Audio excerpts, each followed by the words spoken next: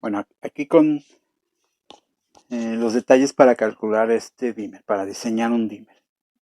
Bueno, primero seleccionamos el circuito. Aquí está un circuito que es típico, es el típico circuito para ajuste por fase de la potencia de una carga, o sea, un dimmer de tipo LE. Hay algunos otros pequeñas diferencias o detalles. Por ejemplo, si yo conectara una resistencia aquí, también funcionaría. Es más, esta resistencia la pongo acá, o sea, no pongo un divisor de voltaje, esa es la idea. Que este circuito, esta parte de acá es la parte que se encarga de disparar al triac. Si yo usara puras resistencias, eh, aquí va a llegar una señal sinusoidal, aquí está representada, la señal de entrada, pasa a través de la carga misma, pero bueno, es un divisor de voltaje, si observan, son puras resistencias. Este triac, vamos a asumir que es un circuito abierto, porque así es como está originalmente, hasta que no alcance el voltaje de disparo, él conduce. Mientras eso no ocurra, es un circuito abierto, así que podríamos quitarlo del circuito o verlo de esta manera. Simples resistencias, divisores de voltaje. Y podría funcionar así de sencillo. Si sabemos este voltaje de disparo, ¿qué implicaría saberlo? Pues si yo sé cuál es el voltaje de disparo, y ese es este voltaje de disparo, y creo un divisor de voltaje, entonces yo puedo calcular las resistencias para que cuando venga subiendo la señal de voltaje de la línea, en base a esos divisores de voltaje, yo decir, ok, cuando alcance este voltaje, en ese instante lo quiero disparar. Entonces, no se dispara, no se dispara, el voltaje aquí viene subiendo, subiendo, en todos lados viene subiendo, pero aquí hay solo una parte de él. Calculo esas resistencias para que cuando llegue a una cierta parte se dispare. Y listo. Se dispara y entonces va a conducir este componente, este interruptor se cierra, de estar bloqueado se satura y ahora fluye la corriente por acá, de esta manera. Y la carga es alimentada. Entonces, ¿qué vería yo? Que aparecería una señal así en la carga. Todo el semiciclo positivo. Una parte no. Y luego, en semiciclo negativo, ahora este sería el positivo, este sería el negativo, es otro de los cuadrantes de encendido del triac y tendría igual otros divisores de voltaje, iría subiendo el voltaje en sentido contrario y alcanzando un cierto voltaje se dispararía. Y entonces aparecería esta señal en la carga. Yo vería esto. Solo que regularmente no se utilizan solo resistencias. ¿Por qué? Porque implicaría que el disparo, necesariamente este disparo, yo lo tendría que hacer entre 0 y 90 grados. O sea, yo no podría controlar más, simplemente va subiendo el voltaje, va subiendo. Si yo pusiera un divisor de voltaje aquí tan pequeñito, que llegando al más alto voltaje, aún así no fuera el voltaje de disparo, pues nunca se va a disparar. Entonces, significa que un circuito así de sencillo con puras resistencias puede funcionar, pero solamente los ángulos de disparo irían desde 0 a 90 únicamente.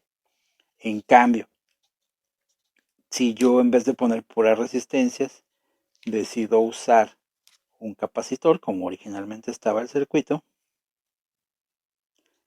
lo que estoy haciendo es retrasar. O sea, se va cargando lentamente este capacitor. Entonces yo puedo poner valores de resistencias y capacitancias de tal manera, de tal valor, que esto se vaya retrasando, o sea, que la subida de voltaje en el capacitor vaya lentamente.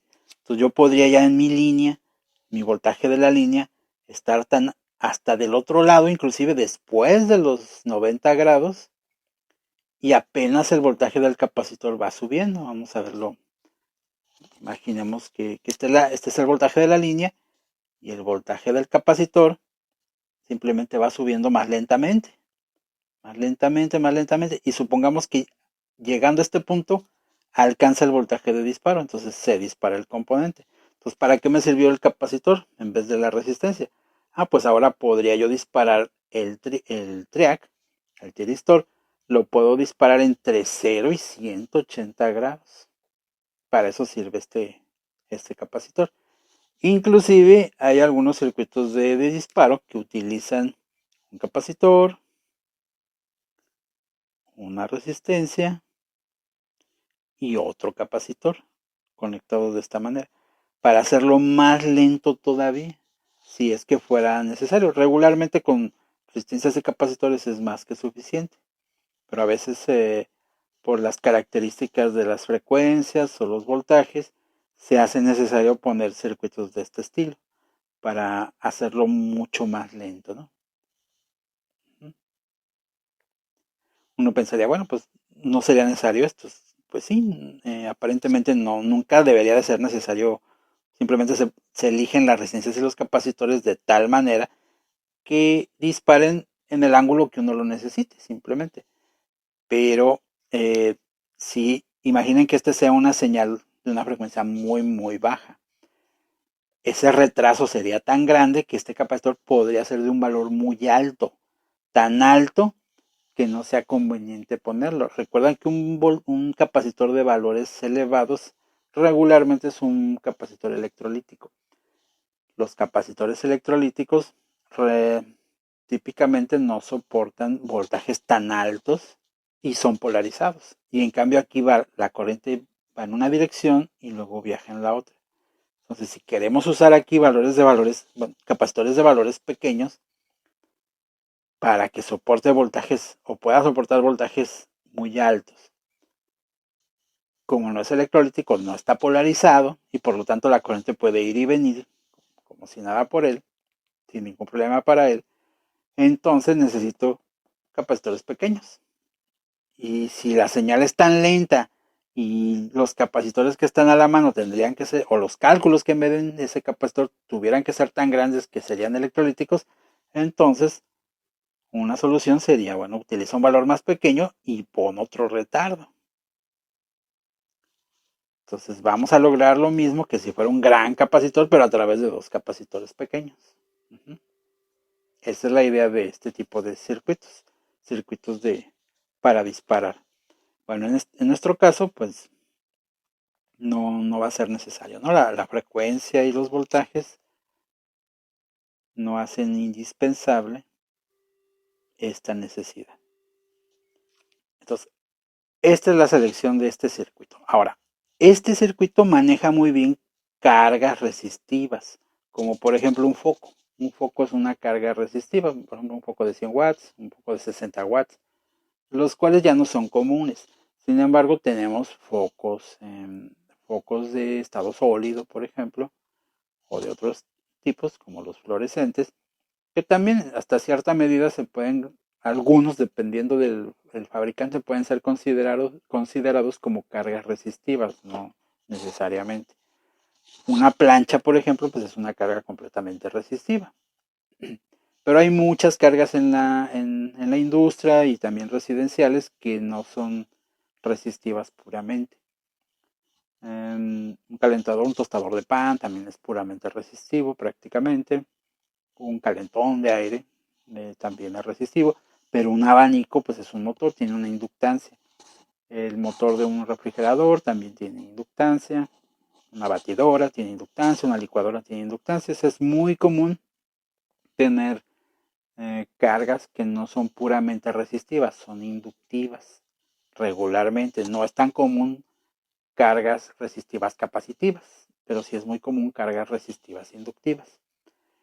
Cuando es ese caso, se hace necesario conectar aquí otro circuito, un snubber, se conoce, una, una red una red de ayuda a la conmutación. Snubber pues es una palabra que indica que es un amortiguador. Y bueno, es un circuito hecho con resistencias y capacitancias, y a veces resistencias, capacitancias e inductancias. No voy a hablar de él, bueno, más adelante a lo mejor lo trataré, pero someramente. Este caso, como va a ser una aplicación para una carga puramente resistiva, no será necesario el caso. el planteamiento del problema pues es así. Este es el circuito que se va a utilizar. Esta señal es una señal sinusoidal. Va y viene.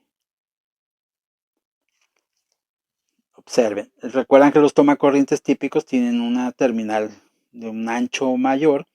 Ese es el neutro. Una terminal de un ancho menor. Esa es la fase. Y una tercera terminal que está conectada a la tierra física. ¿Por qué si es una señal que cambia de polaridad una y otra vez? Porque uno es el neutro y otro es la fase. Bueno, pues porque efectivamente el terminal de neutro está conectado también a la tierra física.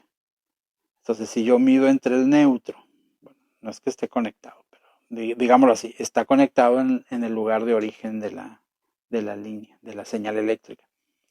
Entonces, si nosotros medimos de la tierra, una varilla clavada en la casa, ¿no? De parte de los cimientos, y yo mido de esa terminal a esa tierra, y debe haber, en el caso ideal, 0 volts.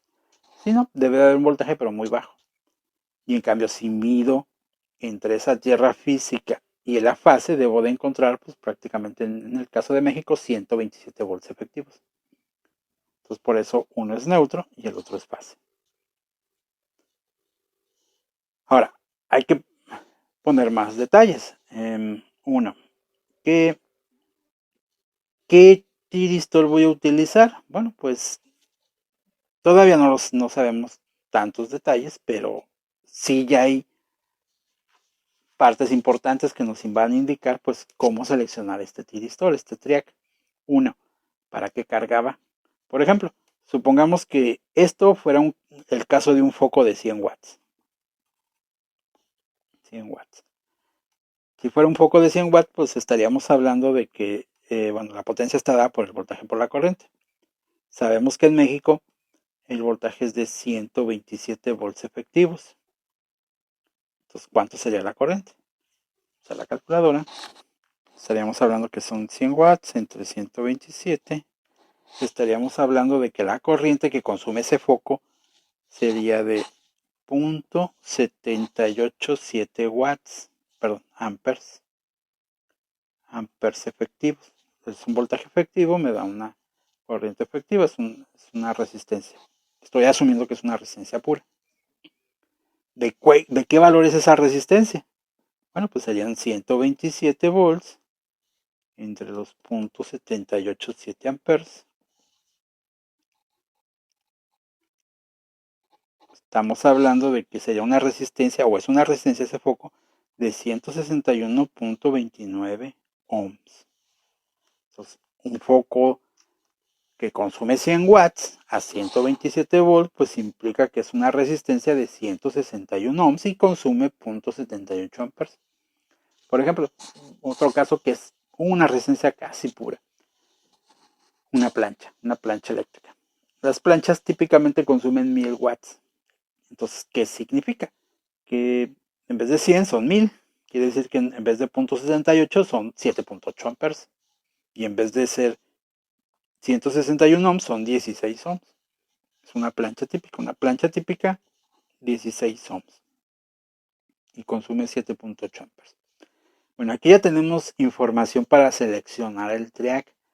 Cuando el triac conmute y esté cerrado, esté saturado, la corriente va a atravesar por él. ¿Qué corriente consume la carga? Bueno, pues si es un foco de 100 watts, 0.78 amperes. Quiere decir que el triac que elijamos debe de ser capaz de manejar cuando menos 0.787 amperes. Ese es un dato de especificación. Se llama corriente en estado encendido. Es una corriente efectiva constante, porque tiene también estos componentes, tienen otro dato que es la corriente pico no repetitiva. O sea, a veces si la carga no fuera puramente resistivo, sino una bobina, aparecen picos o capacitancia, aparecen picos de corriente. Entonces, esos picos de corriente típicamente en esos circuitos pues duran poco tiempo. Pero si el componente no lo puede soportar, pues se va a dañar. Entonces, otro de los datos importantes que nos da el fabricante del tiristor es esa corriente pico repetitivo. Como vamos a asumir que es una carga puramente resistiva, pues ese dato no nos va a ser de relevancia, lo cual no es cierto, ¿eh? No existen las cargas puramente resistivas. Inclusive el cableado tiene inductancia. Eso nos va a crear un transitorio. Entonces podríamos considerarse transitorio para seleccionar bien ese parámetro, esa corriente pico repetitiva. Pero, por ejemplo, un triac típico de 8 amperes de corriente efectiva constante puede tener ese parámetro de corriente pico no repetitiva de 80 amperes. Entonces, es otro dato relevante. Cuando esté bloqueado el tiristor, o sea, cuando sea un interruptor abierto, debe de ser capaz de soportar el voltaje de entrada. Entonces, ¿qué voltaje de entrada tenemos en México cuando tenemos 127 volts? Entonces, si tenemos 127 volts, recordarán esto, que el voltaje pico o más bien, el voltaje efectivo de una señal sinusoidal es el pico entre raíz de 2. Entonces, el voltaje efectivo por la raíz de 2 sería el pico. En México son 100, este pico alcanza los 179.6 volts. Y hay una tolerancia, quiere decir que la Comisión Federal de Electricidad pues, nos entrega una señal sinusoidal, pero que tiene una tolerancia. Entonces, en esa tolerancia que pues puede ser un valor más alto. ¿Qué implica? Que tenemos que conseguir un triac, un tiristor, que soporte ese voltaje de bloqueado, que sea mucho mayor al voltaje pico de nuestra señal, incluyendo la tolerancia hacia arriba que pueda tener. Es relativamente sencillo. Son comunes los triac que soportan 600 volts. Entonces, si en México son 120, bueno, es un pico de 180, casi 180, pues los 600 está muy sobrado, inclusive para el voltaje máximo de la tolerancia que marca la Comisión Federal de Electricidad. Inclusive esos triacs pues servirían para Europa, que son voltajes de 220 en algunos países o 240 en algunos otros.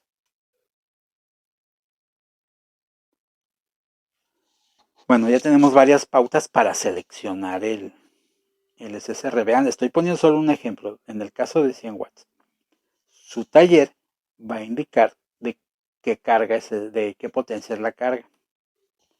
Va a indicar a qué señal estamos hablando.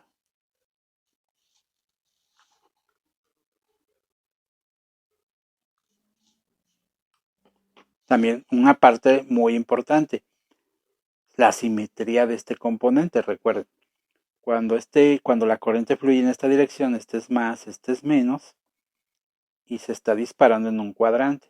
Cuando fluye en el sentido contrario, se está disparando en el cuadrante contrario. Entonces, recuerden que los triacs tienen esa desventaja. Se disparan en una dirección, bueno, con ciertas condiciones, o sea, hay un voltaje de disparo de cierto tipo, y en sentido contrario es otro voltaje. Si eso nos causa problemas, entonces será necesario poner aquí un diac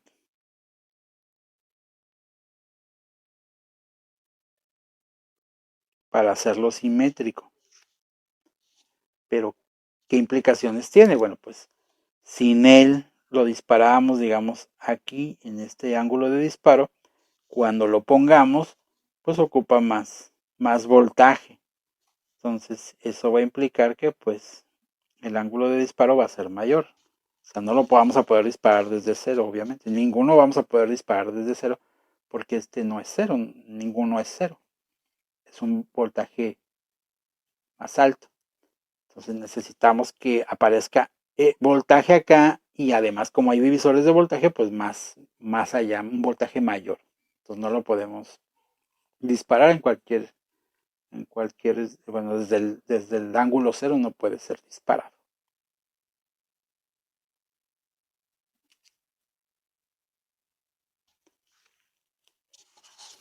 ¿qué necesitamos? ¿Qué datos necesitamos entonces? ¿O qué más datos necesitamos entonces? Una es esto, ¿no? ¿Cuál es la carga?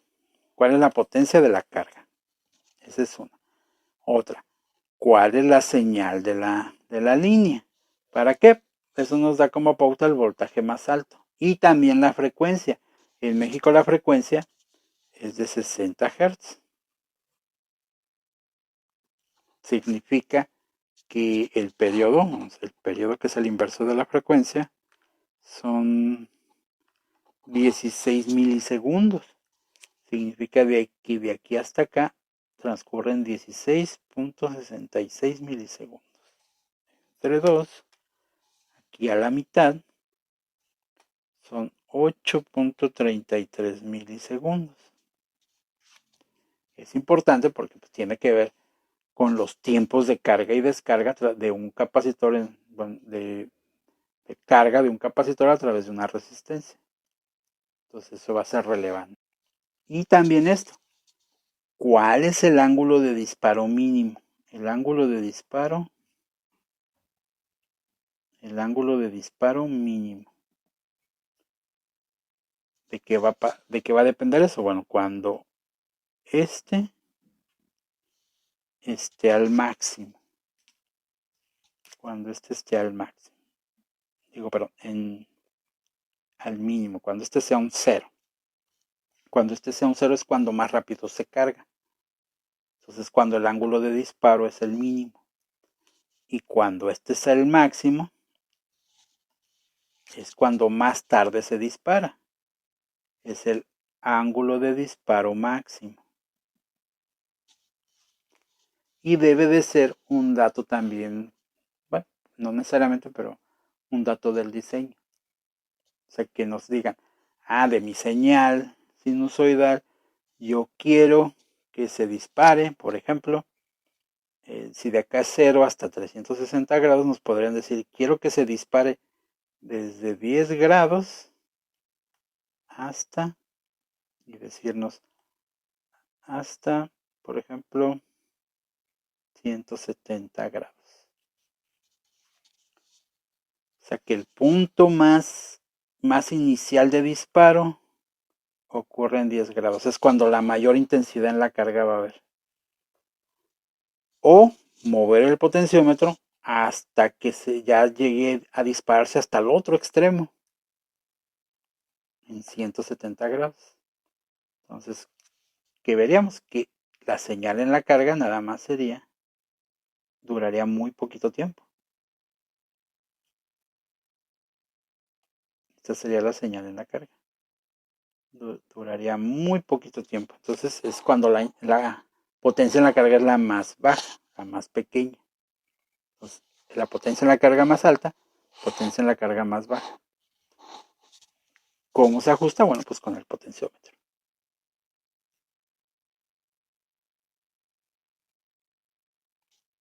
Estos son los datos que debemos de requerir para hacer el diseño.